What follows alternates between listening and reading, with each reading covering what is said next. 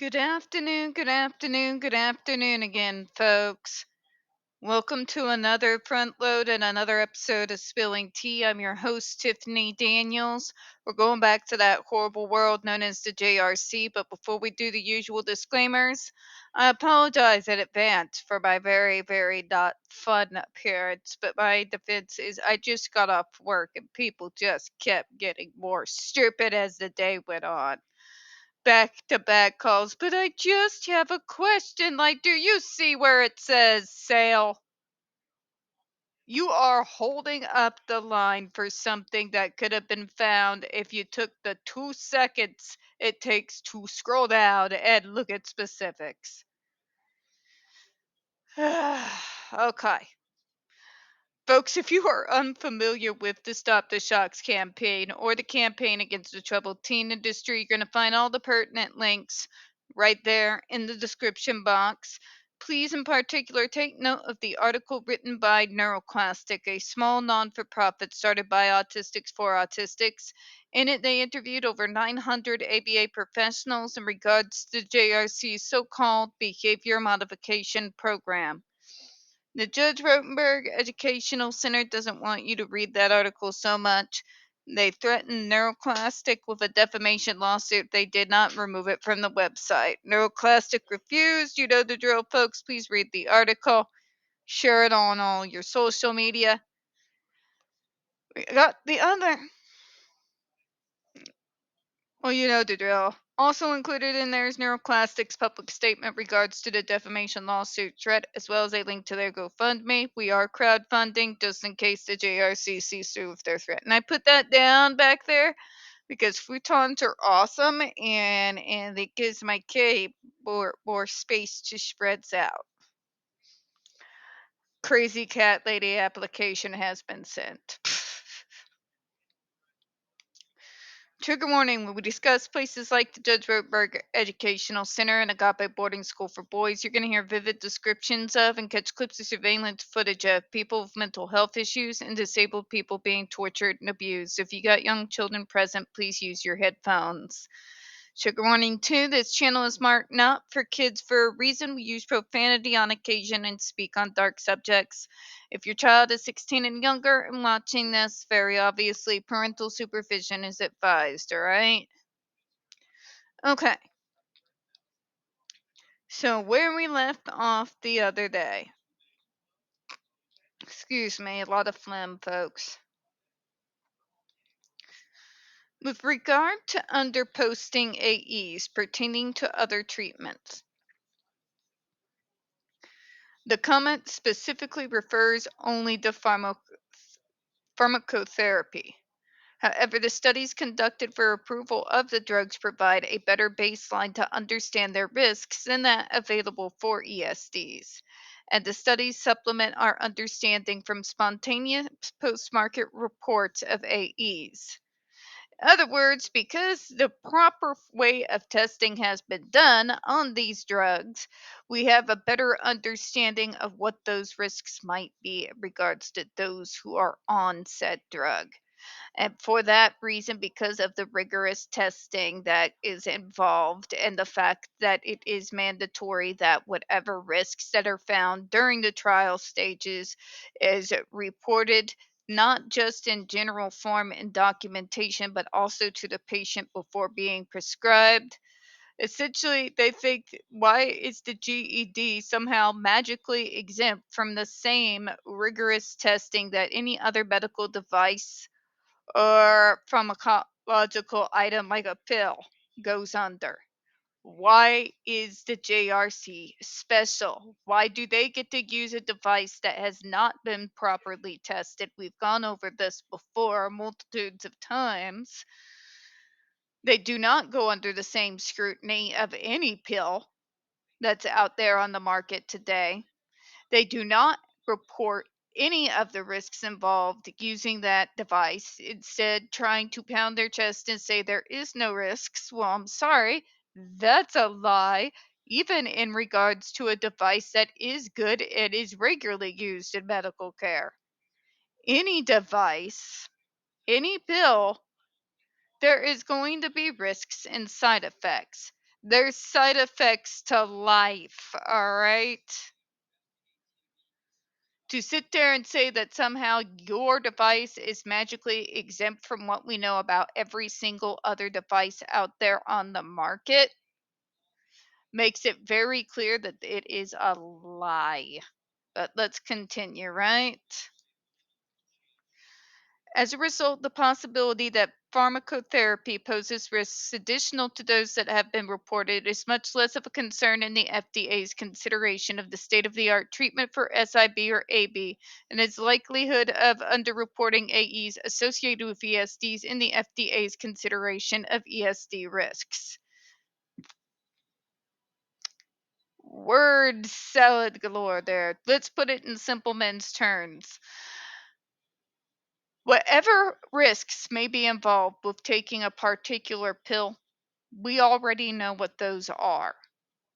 They have already gone under severe testing and scrutiny before they're ever left out on the market. Because of that, we've got a whole bunch of data in regards to it. For the good device, there has been no rigorous testing nor trials like there has to be for any other type of medical device or pill.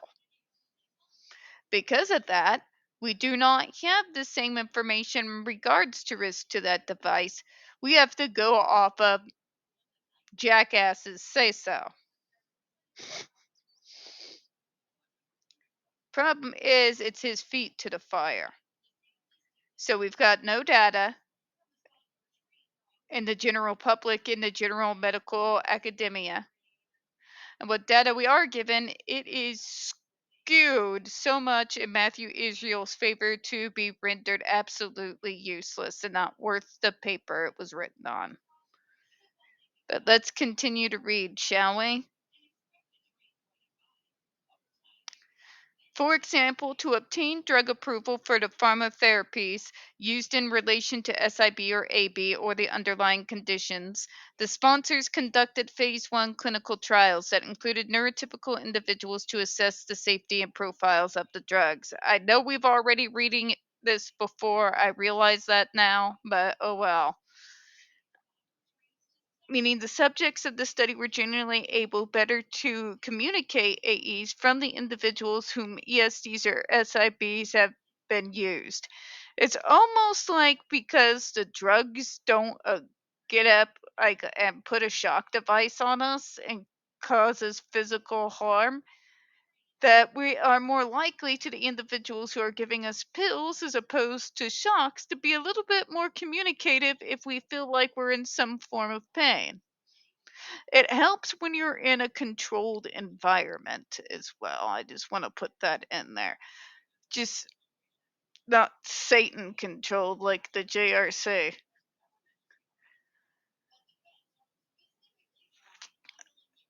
All right, individuals to assess the safety of the profiles of the drugs, meaning the subjects of the study were generally able to communicate. AEs and the individuals for whom ESDs or SIBs have been used. Further, such trials assessed AEs according to the prospectively determined protocols. In other words, all the protocols, the parameters, the fail-safes, all of them were there in the clinical studies in regards to the different pills on the market in regards to SIB or AB. The get is not. I think that's a very loud point that needs reiterated with a megaphone on every street corner of Massachusetts repeatedly until doomsday or JRC goes under, whichever comes first. Thus, in the case of pharmacotherapy used for SIB or AB, the safety of the drugs has been studied in formal trials that provide a much better understanding of the risks and the much more limited data that exists for ESDs.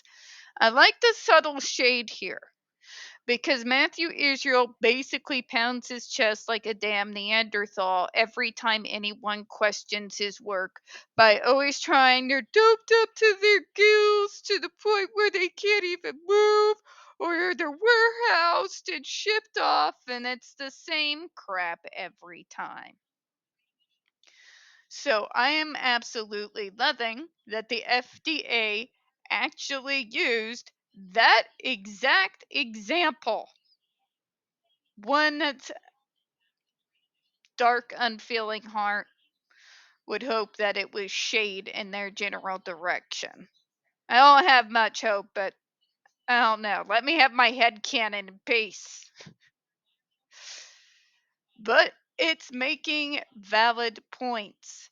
Pills don't just get put on the market as soon as they are developed. They undergo absolutely rigorous testing first.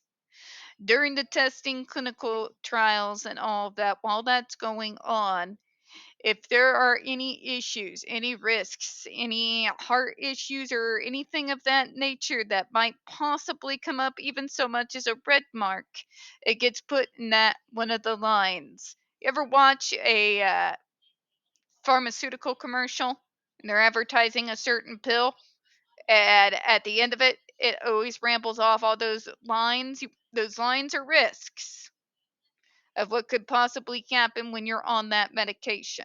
That's what this is talking about here. And then, after rigorous testing, if the FDA allows it onto the wider market, they do so with proper documentation of what those risks are, that the doctors who will be prescribing this medication are made very well of what the risk factors may be before they go bringing it up to the patients, and then they let the patients know what those risks are. None of the parents for the kids who stuck on the GED are given that same kind of security in regards to the device being used on their kids. Okay? Because the GED device has not gone under rigorous testing and trials.